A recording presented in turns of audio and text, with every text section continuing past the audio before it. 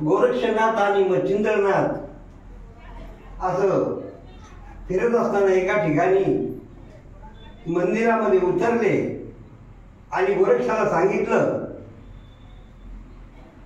की बाळा जा आणि भिक्षा घेऊन ये, असं मच्छिंद्रनाथ सांगतात.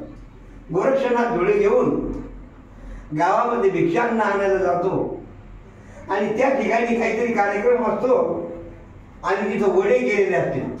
ते गुरुला आवडते आणि ते या वड्यावरती एक गीत गोरख मच्छिंद्र सादर करतो. प्रसंग असा असतो की तो वड्यासाठी आपल्या गुरुच्या इच्छेप्रमाणे वडाच पाहिजे म्हणून आपला स्वतःचा डोळा काढून गोरक्षनाथ त्या बाईला देतो. त्यावर गीत सादर करतो. वड्यासाठी गोरखनाथानं दिला गुरुसाठी डोळा काढून. वड्यासाठी गोरखनाथानं दिला गुरुसाठी डोळा काढून. भिक्षा घेऊन आले नाथ, आवडीचं भोजन होत तिथं. भिक्षा घेऊन आले नाथ, आवडीचे भोजन होते तिथं. तृप्त झाले जेवण करून,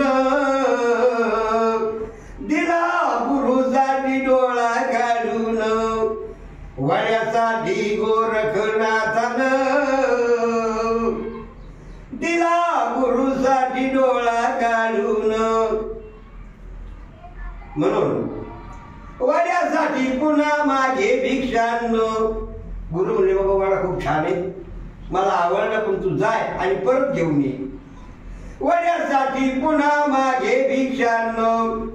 पुन्हा आला का बाई विचारी परत. तुला आताच दिलं, तू पुन्हा परत आला आणि तुला जर माझ्या गुरुनं पाठवलं म्हणून आलो. वड्यासाठी पुन्हा मागे भिक्षांनो.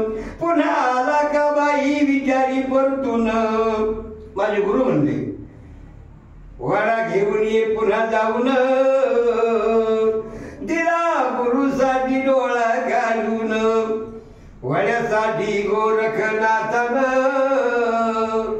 दिला गुरुसाठी डोळा काढून. काढला डोळा हादरली बाई, परत निघाली ती घाई घाई. आत गेली आणि ती ताप घेऊन आली. दे, तुला जर वडा पाहिजेच असेल तर तुझा डोळा काढून दे.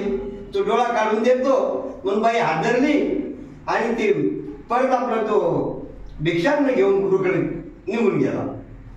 काढला डोळा हादरली बाई, परत निघाली ती घाई घाई. गुरु इच्छा पूर्ण करून दिला गुरुसाठी डोळा काढून. वड्यासाठी गोरखनाथानं दिला गुरुसाठी डोळा काढून. मुक्त दादाची भावना खरी, सदा राहावे नाथाच्या द्वारी. भोळी भक्ती भाव धरून दिला गुरुसाठी डोळा काढून. वड्यासाठी गोरखनाथानं दिला गुरुसाठी डोळा